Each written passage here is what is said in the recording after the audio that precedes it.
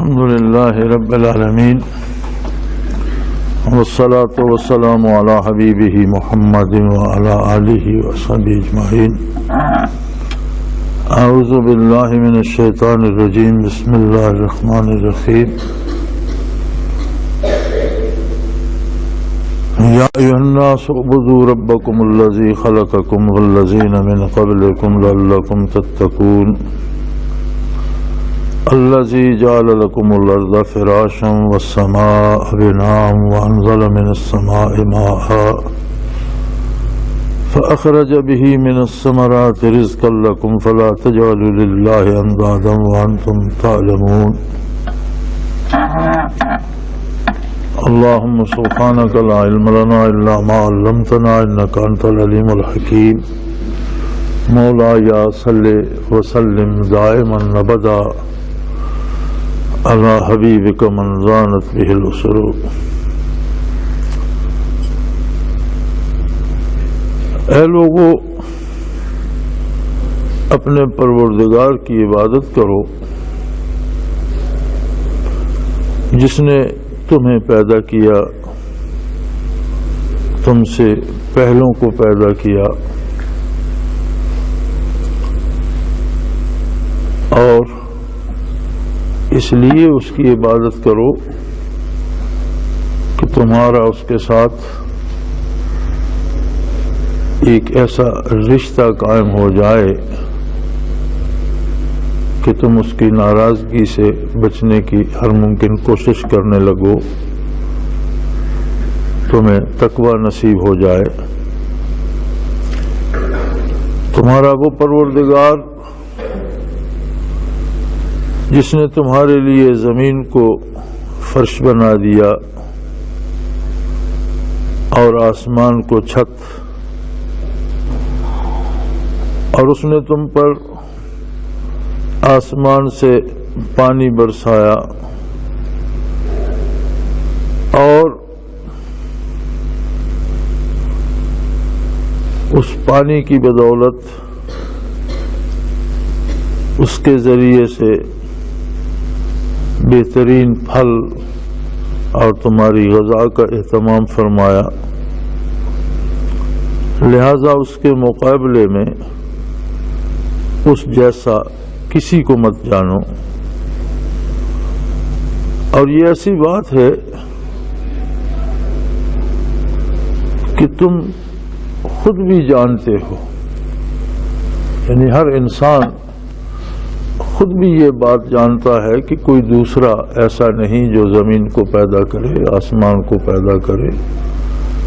کوئی دوسرا ایسا نہیں جو بارشیں برسائے اور اس سے طرح طرح کے پھل اور کھیتیاں پیدا فرمائے. یہ اسی واحد لا شریک کی عطا ہے. ایک بڑی عجیب بات ہے کہ بعض اوقات تو انسان ایسا بد نصیب ہوتا ہے کہ اسے عبادت کی توفیق نہیں ہوتی. ایک اور انسان ہوتا ہے جسے عبادت میں شغف تو ہوتا ہے، لیکن وہ کچھ عجیب طرح سے اپنے ٹوٹے پھوٹے سجدوں پہ یا اپنے اوراد و وظائف پہ فخر کرنے لگتا ہے، اور وہ سمجھتا ہے کہ میں بہت بڑا کام کر رہا ہوں اور میرا تو اب بہت حساب اللہ کے ذمہ نکلتا ہے. اس گھمنڈ میں آ جاتا ہے کہ میں بہت نیک ہوں، میں بہت پارسا ہوں. سب سے پہلی بات تو یہ ہے کہ عبادت کا مفہوم کیا ہے. کیونکہ ہم عبادات صرف فرائض سنن اور نوافل کو، نماز روزے کو، نفلی عبادتوں کو یا حج و صدقات کو، فرضوں یا نفل ہوں، اسی کو عبادت سمجھتے ہیں. حقیقت یہ ہے کہ عبادت کا مفہوم بہت وسیع ہے. اور جو بھی کام اللہ کریم کی اطاعت کا کیا جائے، اس کی رضا کے لیے خلوص سے کیا جائے، ہر وہ کام عبادت ہے۔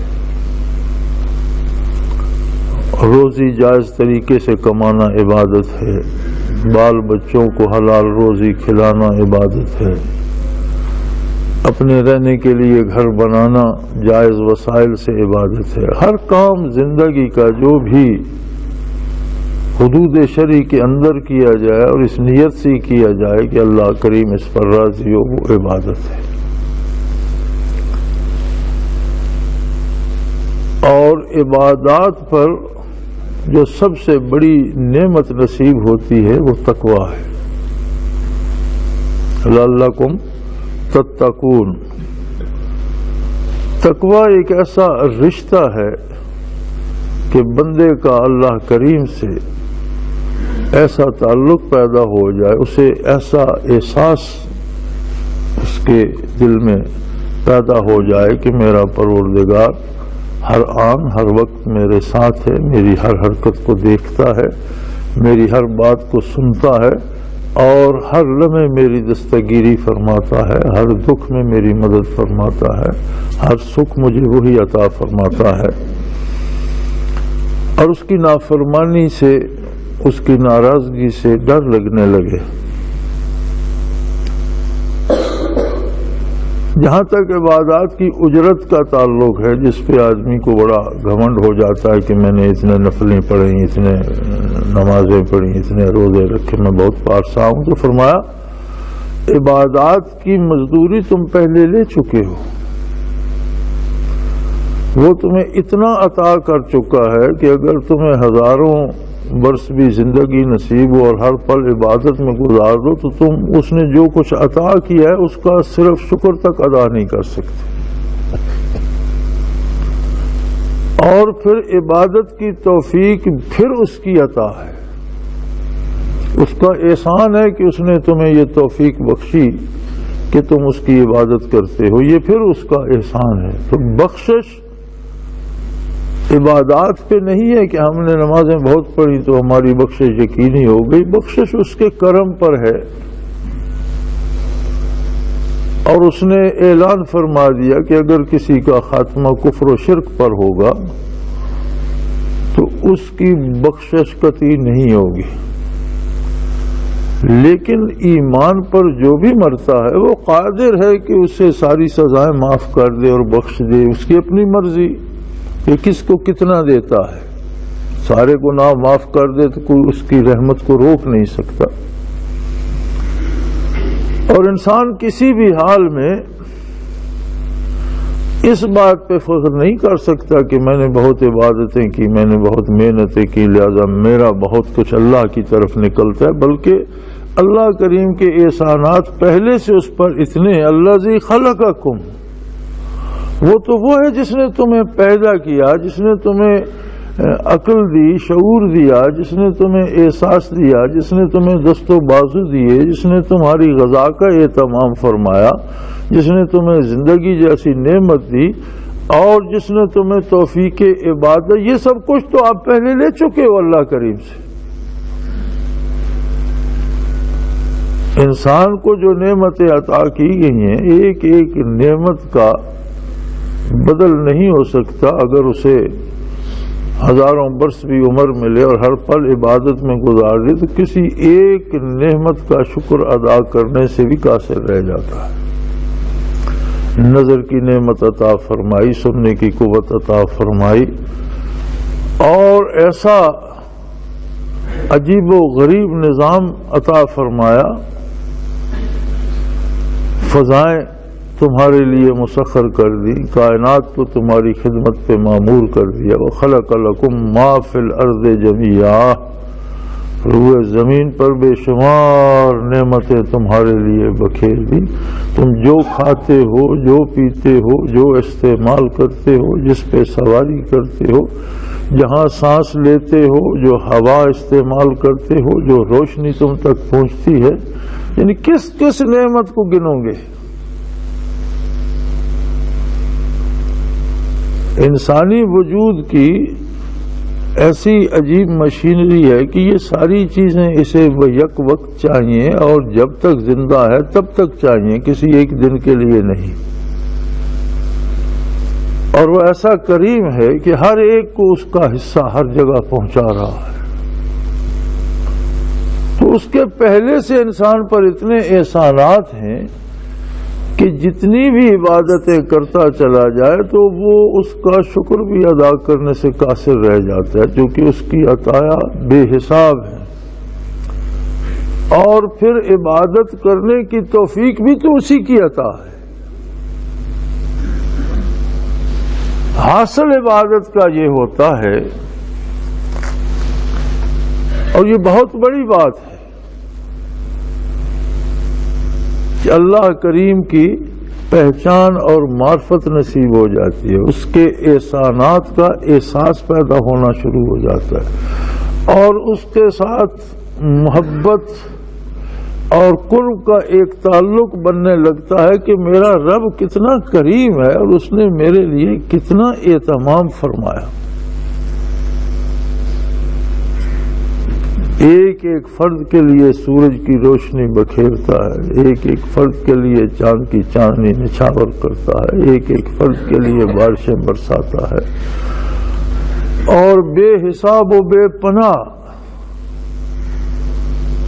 رزق عطا فرماتا ہے۔ ہم اگر ایک دن کا بھی اندازہ کریں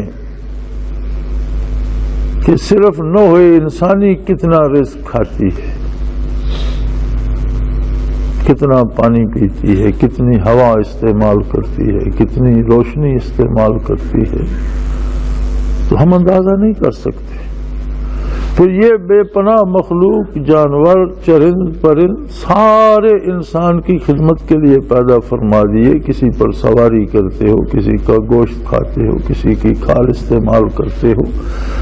یہ اللہ کی یہ مخلوق کتنا رزق روزانہ کھاتی ہے، خدمت انسان کی کرتی ہے، ان سب کو تمہاری خاطر پال رہا ہے۔ تو انسان اگر ان چیزوں کا تجزیہ کرنے بیٹھے، کون ہے جس نے آسمان جیسی چھت تمہیں مہیا فرما دی، جس کے نیچے نہ کوئی دیوار ہے، نہ کوئی ستون ہے، نہ کبھی اس کے گرنے کا اندیشہ ہے، نہ اس کے پھٹنے کا کوئی ڈر ہے۔ پھر ایسا قادر ہے کہ آسمان کی بلندیوں سے بارش برساتا ہے اور ہر طرف ہریالی پھیلا دیتا ہے، اور ہر طرف پھلوں اور پھولوں کے گلشن سجا دیتا ہے، اور اس سے کون فائدہ اٹھاتا ہے؟ کس کی خاطر ہے یہ سارا اہتمام؟ اگر جانور کھاتے ہیں، پرندے کھاتے ہیں، سمندر کے جانور کھاتے ہیں، تو ان سب کو کس کی خاطر پیدا فرما دیا؟ یہ سارے انسان کے کام آتے ہیں، اور انسان کے لیے سب کو پالا جا رہا ہے، سب اس پر نچھاور ہوتے ہیں، اس کی خدمت کے لیے ہیں۔ تو فرمایا لوگوں عبادت کرو اپنے پروردگار کی، وہ رب ہے تمہارا، تمہاری تخلیق سے لے کر ابد الآباد تمہاری ہر ضرورت، ہر لمحہ پوری فرما رہا ہے۔ اس نے تمہیں پیدا فرمایا، تم سے پہلے جتنے تمہارے آبا و اجداد گزرے سب کا خالق وہی ہے، اور اس کا قرب تلاش کرو۔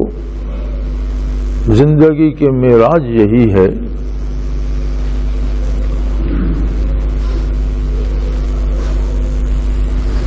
حدیث قدسی ہے، کنت کنزا مخفیا فاحببت ان اعرف فخلقت الخلق، کہ میں ایک ایسی شان رکھتا تھا جیسے کوئی پوشیدہ خزانہ ہو، میری مخلوق میں سے کسی کو جرأت نہیں تھی کہ وہ میرے جمال جہاں آرا کی طرف نظر اٹھا کر دیکھتا۔ میری مخلوق میرے حکم کی تابع تھی، میری ذات، میری عظمت، میری شان اور میری ذات سے تعلق استوار کرنے کا کوئی سوچ بھی نہیں سکتا تھا۔ فَأَحْبَبْتُ أَنْ أُعْرَفَ، پھر میری ذات کو یہ بات پسند آئی کہ کوئی تو میرا جاننے والا بھی ہونا چاہیے، اس ساری مخلوق میں کوئی تو ایسا ہو جس کا تعلق ہو میرے ساتھ محبت کا، الفت کا، جو میرے لیے تڑپے، جو میرے لیے بے قرار ہو، جو میرے جمال کا منتظر ہو، جو میرے قرب کا متقاضی ہو، جو مجھے دیکھنا چاہے، جو مجھ سے بات کرنا چاہے، جو میرے ہجر میں تڑپے، جو میرے وصال کے لیے بے قرار ہو، کوئی تو ایسا بھی ہونا چاہیے۔ تو اس کے لیے میں نے اس مخلوق کو، نوع انسانی کو بنا دیا۔ ساری مخلوق میں بنی نوع انسان میں نبوت عطا فرمائی، اور نبوت ہی وہ عظیم دروازہ ہے جس سے معرفت الہی کے سوتے پھوٹتے ہیں، اور بندے کو یہ جرت نصیب ہوتی ہے نبی کے طفیل، انبیاء علیہ السلام کے طفیل، کہ وہ اللہ کا طالب بن جاتا ہے، وہ اللہ کا قرب چاہتا ہے، وہ اللہ کا وصال چاہتا ہے، وہ اس کی دوری سے گھبراتا ہے۔ ایک ایسی بہترین مخلوق پیدا فرمائی جس کی خدمت میں ساری کائنات کو لگا دیا۔ جتنے ستارے یا سیارے آسمان کی وسعتوں میں تیرتے پھرتے ہیں، ان سب کا کچھ نہ کچھ اثر زمین پہ مرتب ہوتا ہے۔ کسی سے کھیتیاں اگتی ہیں، کسی سے بارش برستی ہے، کسی کے اثرات سے پھل پکتے ہیں، کسی کے اثر سے ان میں مٹھاس آتی ہے۔ وہ سارے روئے زمین پر مختلف چیزوں کے ہونے کا سبب بنتے، اور سارا کچھ جو زمین پہ ہوتا ہے، فرمایا وَخَلَقَ لَكُم مَّا فِي الْأَرْضِ جَمِيعًا، جو کچھ زمین میں تخلیق میں نے فرمایا وہ سب تمہاری خدمت کے لیے، اور تمہیں وَمَا خَلَقْتُ الْجِنَّ وَالْإِنسَ إِلَّا لِيَعْبُدُونَ، جنوں اور انسانوں کو میں نے اپنی اطاعت کے لیے، اپنے قرب کے لیے، اپنی محبت کے لیے پیدا فرمایا، ورنہ تو ساری مخلوق اس کی اطاعت میں ہمہ وقت کمر بستہ ہے، لیکن وہ اطاعت حکم کی ہے، اور انسان ایسی مخلوق ہے جو حاکم کا قرب چاہتا ہے، اس کی اطاعت اس لیے کرتا ہے کہ اسے اس ذات کا قرب نصیب ہو جائے، وصال نصیب ہو، اسے دیکھے، اس سے بات کرے، اس سے اپنی طلب، اپنے دکھ، اپنی طرف اپنی محبت کا اظہار کرے۔ وہ ہستی ہے جس نے تمہارے لیے زمین کو فرش کر دیا۔ کیسا عجیب فرش ہے کہ انسان جو کچھ کرتا ہے اسے وہ سمو لیتا ہے۔ ہم بستیوں کی بستیاں جلا دیتے ہیں، زمین اسے ڈھانپ لیتی، ہم بے شمار غلاظتیں پھیلاتے ہیں، زمین ان سب کو سنبھال لیتی، اس کے بدلے میں ہمیں بہترین اور خوبصورت رزق عطا کرتی۔ آج تک کے دنیا سے گزرنے والے لوگوں کو دیکھو، اگر زمین اپنا سینہ فراخ کر کے نہ سماتی تو کسی کے لیے سانس تک لینا آج کے دور میں ممکن نہ ہوتا۔ سب کچھ سما لیتی ہے، اتنی نرم ہے کہ آپ اسے سوئی سے کھودنا شروع کر دیں تو کھودتے چلے جائیں گے، لیکن اتنی مضبوط ہے کہ سینکڑوں منزلہ عمارت اس کے سینے پہ کھڑی کر دو تو اٹھا کے کھڑی۔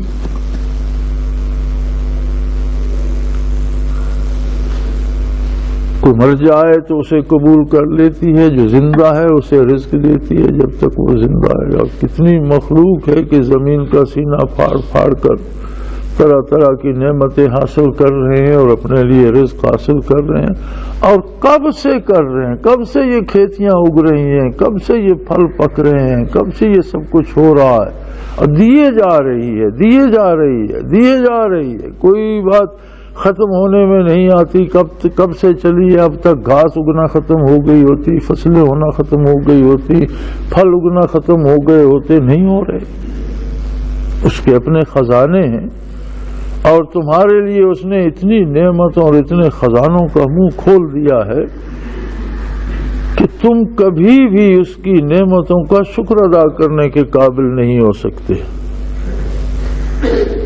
دعوت فکر ہے صاحب خرد کو کہ کوئی بیٹھ کر سوچے تو صحیح کہ اللہ کی کتنی نعمتیں ہیں جو وہ بے تحاشا استعمال کیے جا رہے ہیں، اور کون منعم حقیقی ہے جو اسے دیے جا رہا ہے، دیے جا رہا ہے، دیے جا رہا ہے۔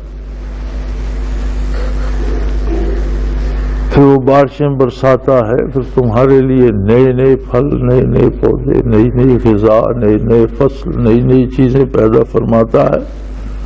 اور ہمیں تم جانتے ہو کہ یہ سارا کام صرف وہ ایک ہستی انجام دے رہی ہے، اور پھر تم اس کے شریک بنا لیتے اور اس کے برابر لوگوں کو اور اس کے برابر دوسروں کو سمجھنے لگتے ہو۔ پھر فرمایا ایک اور بات، یہ ساری باتیں تو اللہ کی کتاب بتا رہی ہے، اللہ کے نبی صلی اللہ علیہ وسلم نے بتائی۔ اب اگر کسی کو یہ شبہ ہو کہ یہ کتاب تو نبی کریم صلی اللہ علیہ وسلم نے جوڑ لی ہے، کچھ لوگوں کو بٹھا کر لکھوا لی، یا کوئی کسی انسان کی بتائی ہوئی بات ہے، تو جو کام ایک انسان کرتا ہے وہ دوسرا بھی کر سکتا ہے۔ ایسا ممکن نہیں ہے کہ دنیا میں ایک کام ایک بندہ کر لیتا ہے اور پوری دنیا میں وہ کام کوئی دوسرا نہیں کر سکتا۔ اگر ایک انسان کر سکتا ہے تو اس کا مطلب وہ کام دوسرا بھی کر سکتا ہے۔ اگر کسی کو یہ شبہ ہو کہ یہ جو باتیں یہ کتاب بتا رہی ہے، یہ کتاب شاید کسی نے ایسے نبی کریم صلی اللہ علیہ وسلم نے کسی سے لکھوا لی ہے یا بنا لی، وَإِن كُنتُمْ فِي رَيْبٍ مِّمَّا نَزَّلْنَا عَلَىٰ عَبْدِنَا، ہم نے اپنے بندہ خاص پر، عبد دیگر عبدہو چیزیں دیگر، عبد تو سارے ہیں لیکن عبد نا میرا بندہ جو میں نے اپنے مقرب اور خاص بندے پہ اتاری ہے۔ اگر اس کتاب میں کسی کو شبہ ہو کہ یہ پتہ نہیں انسانوں کی لکھی ہوئی ہوگی، تو فرمایا کتاب تو بہت بڑی ہے، فاتو بصورت من مثلہ، تم اس جیسا عبارت کا ایک چھوٹا سا ٹکڑا لکھ کر لے آؤ، اور صرف تم اکیلے نہیں، وَادْعُوا شُهَدَاءَكُمْ مِن دُونِ اللَّهِ، اللہ کے سوا جتنے تمہارے حمایتی ہیں منکرین کے، جو بھی تمہاری حمایت کرتا ہے، اس میں کوئی بہت بڑا فلسفی ہے، کوئی بہت بڑا ادیب ہے، کوئی بہت بڑا دانشور ہے، کوئی بہت بڑا پڑھا لکھا، سب کو اکٹھا کر لو، اور کوئی ایک چھوٹا سا ٹکڑا عبارت کا ایسا تم بھی لکھ لاؤ جس میں یہ روانی بھی ہو، جس میں یہ حقائق بھی ہوں، جس میں یہ کیفیات بھی ہوں، اور جو ظاہری اعتبار سے بھی اتنا ہی خوبصورت ہو، اور جو اپنے اثرات کے اعتبار سے بھی اتنا ہی خوبصورت ہو۔ اور یہ چیلنج تب سے لے کر اپنے نزول سے لے کر آج تک قرآن کریم میں ویسا ہی موجود ہے۔ دنیا میں بڑے بڑے عربی دان، اس زمانے میں بھی عرب بڑے بڑے فاضل، بڑے بڑے ادیب تھے، بلکہ عرب میں تو ادب کا یہ مشغلہ تھا کہ انہوں نے دوسری دنیا کو عجم کہا، یعنی دوسرے لوگ تو بے زبان ہیں، زبان سے واقف تو اہل عرب ہی ہیں، اور اس قدر زبان دانی تھی، اگرچہ لکھنا پڑھنا کم جانتے تھے لیکن زبان سے اس طرح واقف تھے کہ بات بات پہ غلام اور کنیزیں بھی شعر کہہ دیتے تھے۔ آقا نے اگر حکم شعر کی صورت میں دے دیا تو غلام جواب شعر کی صورت میں، آج تک وہ شعر جو ہے وہ مثالی ہے اور ادب کا خزانہ ہے۔ فرمایا سارے ادیب، سارے شاعر، سارے دانشور، جو بھی اللہ کے علاوہ تمہارا حمایتی ہے، سب کو اکٹھا کر لو، اور اس کے مقابلے کا ایک چھوٹا سا ٹکڑا تو بنا کر لے آؤ۔ کیسی عجیب بات ہے کہ نہ اس زمانے میں کوئی لکھ سکا، اور نہ یہ دعویٰ، جھوٹا دعویٰ بھی کوئی نہیں کر سکے جو میں نے لکھا ہے یہ قرآن جیسا ہے، اور نہ آج تک کوئی دعویٰ کر سکا اور نہ کوئی لکھ کر بنا سکا۔ کیسی قدرت الہیہ ہے، اور کتنا بڑا معجزہ ہے قرآن کریم کا۔ کم از کم میری نظر سے یہ بات نہیں گزری، میں نے کسی عالم سے کسی لکھنے والے سے، کسی ادیب سے، نہ کسی کتاب میں پڑھی ہے، نہ کسی سے سنی ہے کہ کسی نے دنیا میں غلط دعویٰ بھی کیا ہو کہ یہ جو میں نے جملے لکھے ہیں یہ ویسے ہیں جیسا قرآن ہے. کسی کو جرأت نہیں.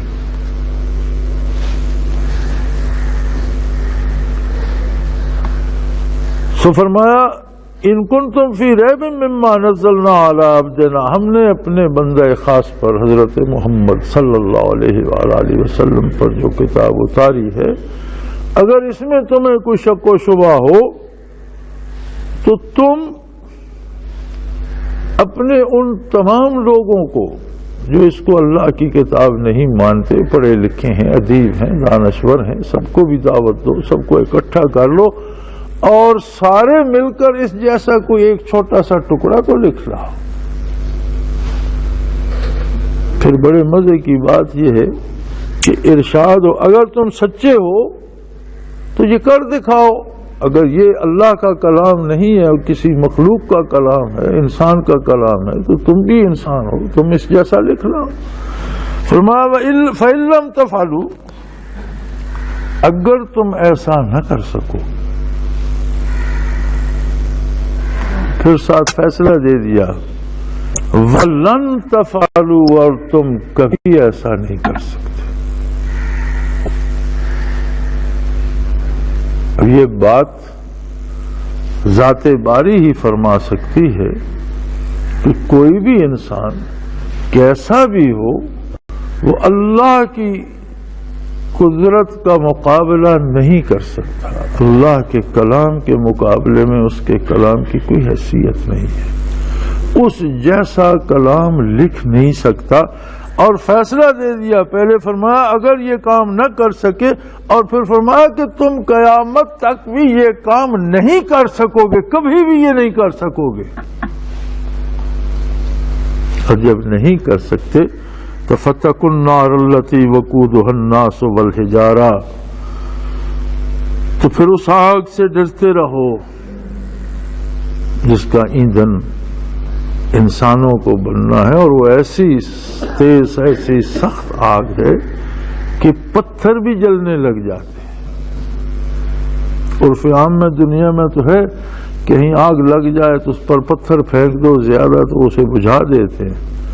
فرمایا دوزخ کی آگ کفر اور شرک کے طفیل جو نصیب ہوگی، اللہ کے منکرین کا جو آخرت میں ٹھکانہ ہے اور دین کے مخالفین کا جو آخرت میں ٹھکانہ ہے، اس کی آگ ایسی سخت ہے کہ اس میں پتھر ڈالو گے تو اس پر پتھر بھی جلنا شروع ہو جائیں گے، اس کا ایندھن ہے پتھر بھی.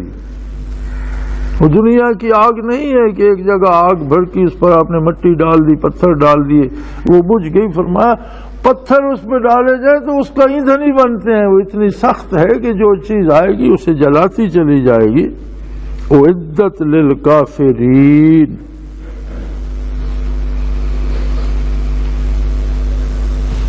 جو کافروں کے لیے تیار کی گئی ہے.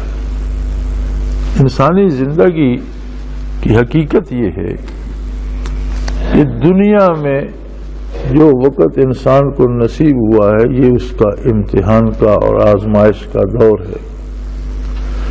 اللہ کریم نے مہربانی فرمائی، انبیاء مبعوث فرمائی، کتابیں نازل فرمائی، اور پھر آقا نامدار صلی اللہ علیہ وآلہ وسلم نے انبیاء کے سلسلے کو مکمل فرما دیا، اور ایک ایسا نبی مبعوث ہوا جس کے بعد کسی نئے نبی کی ضرورت باقی نہیں. قرآن کریم وہ آخری کتاب ہے، آخری وحی الہی ہے جو نازل ہوئی، اور زندگی کے ہر مسئلے کا جواب تا قیام قیامت اس نے دے دیا. کسی نئی کتاب کی ضرورت باقی نہیں رہی. اب نسل انسانی ہے اور اس کے سامنے اللہ کا رسول صلی اللہ علیہ وآلہ وسلم ہے اور اللہ کی کتاب ہے، جس نے اللہ کے حبیب صلی اللہ علیہ وسلم پر ایمان اور یقین رکھا اور دامان نبوت سے وابستہ ہو گیا اور اللہ کی کتاب کو اللہ کی کتاب مان کر اپنی زندگی کو سانچے میں ڈھال لیا. وہ اس دنیا سے کامیاب ہوا موت زندگی کا خاتمہ نہیں ہے بلکہ حقیقی زندگی کی ابتدا ہے، یعنی عرصہ آزمائش ختم ہو گیا، اب موت نے اس کا عمل منقطع کر دیا، اس سے عمل کی ضرورت نہیں ہے۔ اب جو کچھ دنیا میں اس نے کمایا اس کے نتائج اسے نصیب ہوں گے۔ برزخ ایک انتظار گاہ ہے جہاں وہ قیامت کا انتظار کرتا ہے، اور برزخ میں بھی ہر ایک اپنی حیثیت کے مطابق رہتے ہیں۔ آپ دنیا میں دیکھتے ہیں ایک نظام ہے، ایک آدمی پہ الزام لگتا ہے اسے حوالات دے دیتے ہیں، تو حوالات بھی ایک جیل ہی کا نمونہ ہے،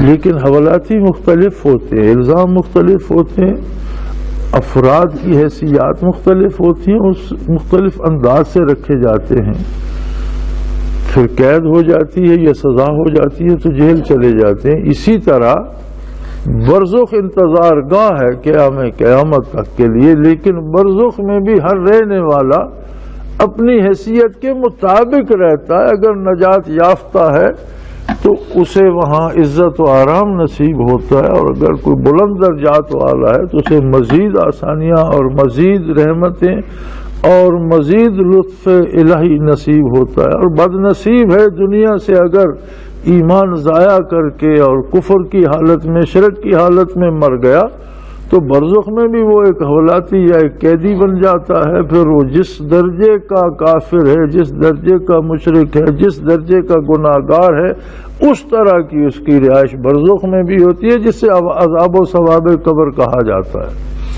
نبی کریم صلی اللہ علیہ وسلم نے فرمایا القبر روضۃ من ریاض الجنہ وحفرۃ من حفر النیران، کہ ہر قبر یا جنت کے باغوں میں سے باغ ہوتی ہے یا دوزخ کے گڑھوں میں سے ایک گڑھا، کہ قبر میں جانے والا اگر جنتی ہے تو قبر میں بھی اسے راحتیں نصیب ہوتی ہیں، احترام نصیب ہوتا ہے، ایک زندگی کی ابتدا ہے۔ پھر سب قبروں کو بھی کھولا جائے گا، حشر قائم ہوگا، قیامت قائم ہوگی، سارے لوگ حاضر ہوں گے، ہر ایک کا فردن فردن حساب ہوگا، اللہ کی طرف سے فیصلہ صادر ہوگا۔ جو کامیاب ہیں وہ اللہ کی جنت ان کی جائے رہائش ہے، اور قرب الہی ان کا اجر ہے، اور وصال الہی ان کا بدلہ ہے، دیدار الہی ان کو نصیب ہوگا، اللہ سے ہم کلام ہونا اور ہم سخن ہونا ان کی قسمت میں ہوگا۔ اور جو بد نصیب کفر و شرک کی نظر ہو گئے اور زندگی ضائع کر کے برزخ میں بھی تکلیفیں اٹھائیں گے، میدان حشر میں بھی رسوا ہوں گے، اور اس کے مقابلے میں اللہ نے جہنم بنا دیا ہے جس میں انہیں جھونک دیا جائے گا۔ اور اس کے بعد موت نہیں ہے، زندگی ابدی ہے۔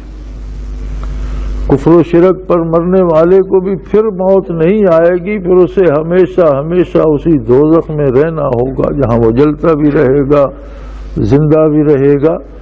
اور اہل جنت کے لیے بھی پھر موت نہیں ہے، وہ اللہ کے قرب کی نعمتیں اور اللہ کے وصل کی لذتیں حاصل کریں گے۔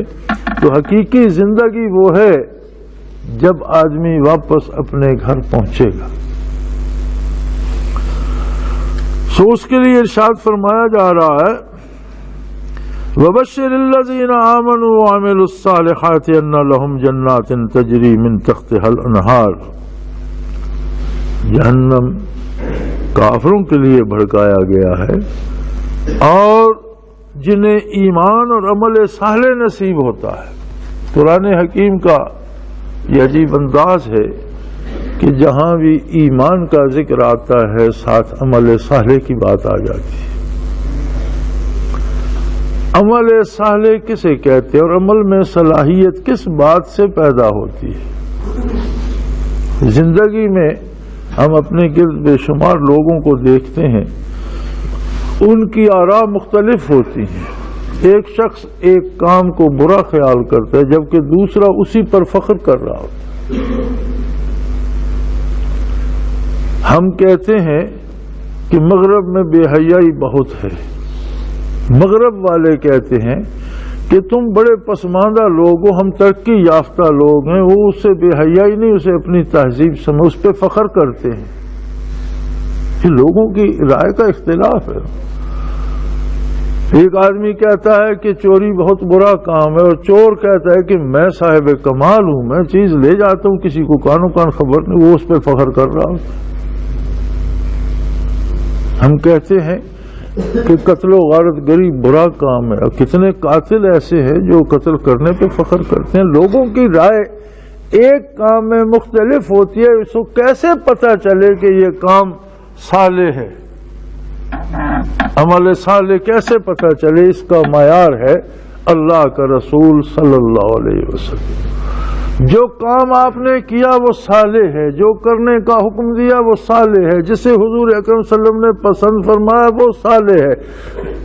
جو کام حضور کے اتباع کے دائرے کے اندر آتا ہے ہر وہ کام صالح، اور ہر وہ کام جو اتباع رسالت سے خارج ہے اور باہر ہے وہ غیر صالح۔ اور ایمان کا تقاضا یہ ہے وَبَشِّرِ الَّذِينَ آمَنُوا، بشارت دیجئے، خوشخبری دیجئے ان لوگوں کو جو ایمان لائے، وَعَمِلُوا الصَّالِحَاتِ، اور انہوں نے اپنے اعمال کی اصلاح کر لی اور عمل صالح اختیار کر لیا، ان کے لیے اللہ نے جنت تیار کی ہے، باغات تیار کی ہیں، تجری من تحتہا الانہار، وہ ایسی جنت ہے اللہ کی، دنیا کے باغ ہوتے ہیں یہ نہروں کے تابع، پانی کے تابع ہے، جہاں پانی پہنچ سکتا ہے وہاں باغ لگایا جاتا ہے، جہاں پانی نہیں پہنچ سکتا وہاں باغ نہیں لگتا۔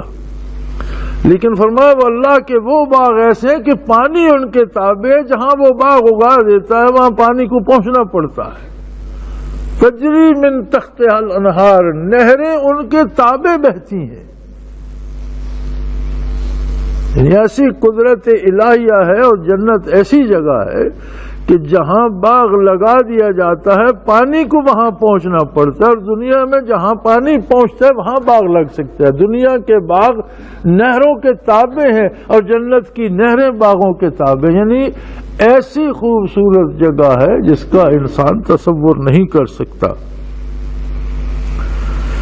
کلما رزقوا منہا من ثمرۃ رزقا، جب انہیں جنت کے باغوں میں سے پھل کھلائے جائیں گے، بہشتوں کے اور جنت کے جب پھل انہیں دیے جائیں گے تو وہ کہیں گے ھذا الذی رزقنا من قبل، بھئی یہ تو ہمیں پہلے بھی ملا کرتا تھا، یہ آم ہے تو آم تو ہم پہلے بھی وہاں بھی ہمیں اللہ نے عطا کیے تھے، یہ خربوزہ ہے تو ہم بھی وہاں بھی کھاتے تھے۔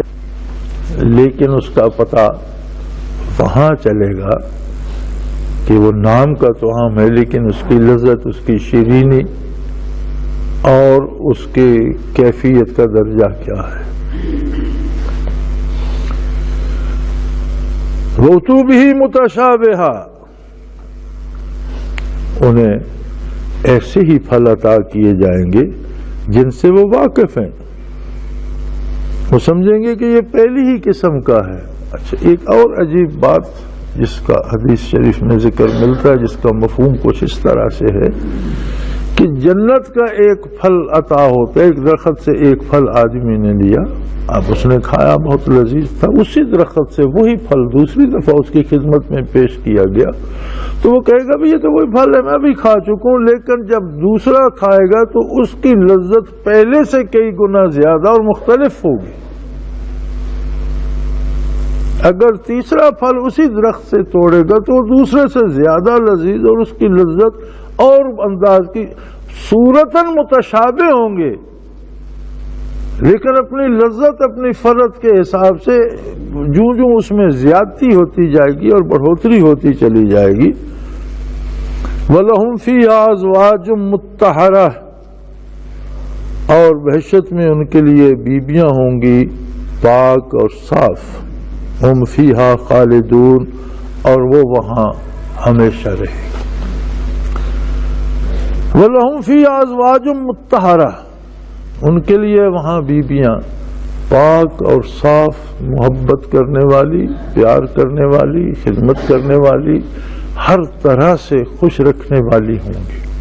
اب اس میں ضروری نہیں ہے کہ ایک مخلوق جو اللہ نے پیدا فرمائی، جو جنت ہی میں پیدا فرمائی، جسے حور کہا جاتا ہے، وہ بھی اللہ اپنے بندوں کو عطا کرے گا، لیکن ایک بات کہ جو خواتین دنیا میں پیدا ہوئیں نسل انسانی سے پیدا ہوئیں اور پھر جنہیں ایمان نصیب ہوا اللہ کے ساتھ، اللہ کے نبی کے ساتھ، پھر جو مکلف ٹھہری شریعت اسلامیہ کی اور جنہوں نے زندگی ایمان اور عمل صالح کے ساتھ گزاری، انہیں بھی اللہ آخرت میں وہ حسن عطا کرے گا کہ چاند اور سورج ان کے حسن کے سامنے شرما جائے، ان کے دلوں کو اس محبت اور اس کیفیت سے بھر دے گا کہ جس سے کوئی کسی قسم کی بے لطفی پیدا نہ ہو۔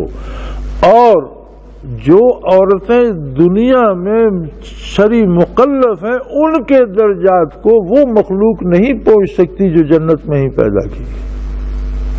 سب سے اعلیٰ درجات ان خواتین کے ہوں گے جو دنیا میں نسل انسانی سے آئی۔ جنت کی مخلوق جو حوریں ہوں گی وہ خادمائیں ہوں گی، مومنین کی بھی، مومن مردوں کی بھی، مومن عورتوں کی بھی۔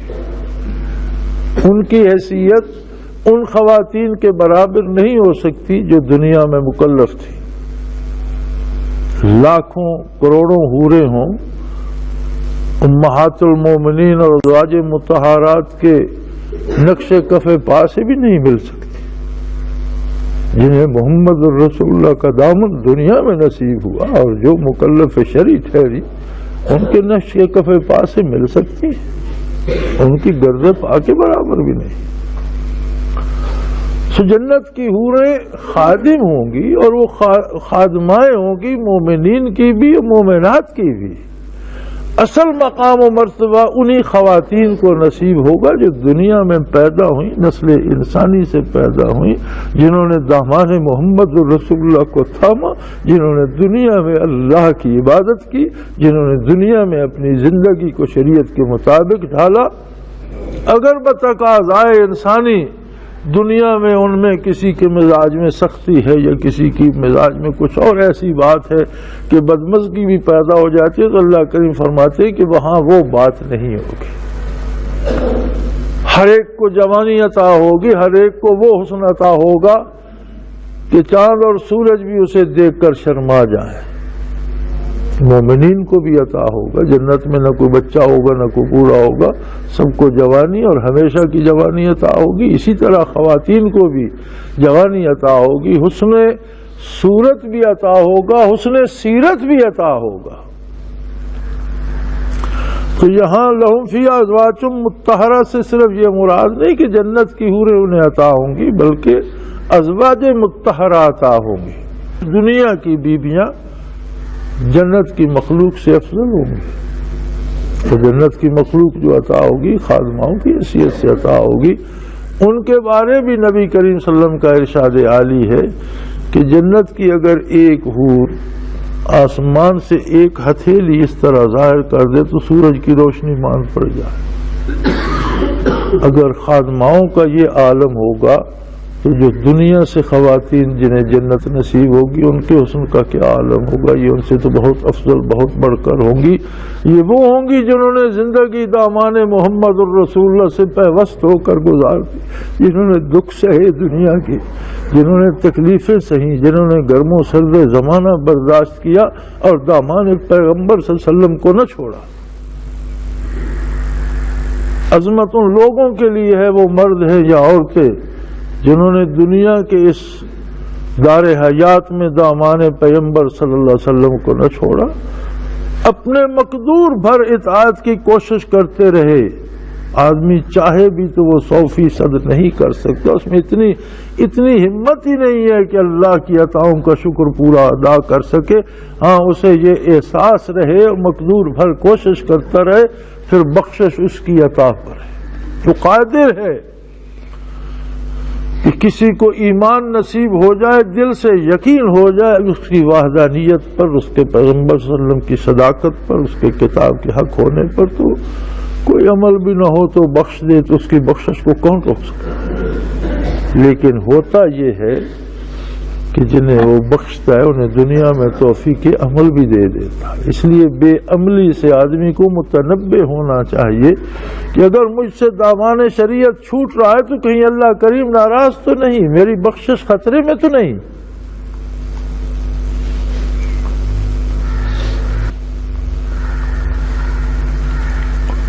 اللہ کریم ہماری خطاؤں سے درگزر فرمائے، ہمیں توفیق عمل عطا کرے اور ہمارے ٹوٹے پھوٹے عملوں کو شرف قبولیت عطا کرے، دنیا اور آخرت کی رسوائی سے اپنی پناہ میں رکھے۔ وآخر دعوانا ان الحمدللہ رب